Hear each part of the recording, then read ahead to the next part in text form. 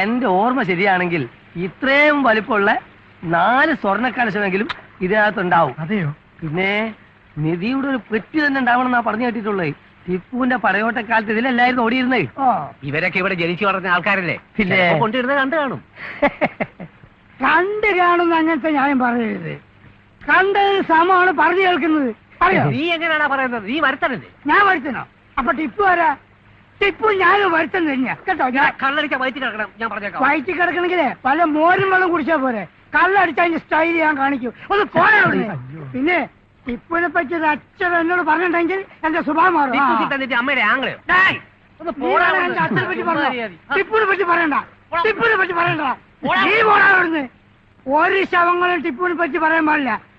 ആരും പറയരുത്. കുളം വറ്റുന്നതോ വറ്റിക്കുന്നതോ അല്ല എന്റെ പ്രശ്നം. എന്തോരം മീനാ. കുറെ നല്ല മീൻ കിട്ടിയിരുന്നെങ്കിൽ കുറച്ച് പൊരിക്കാം.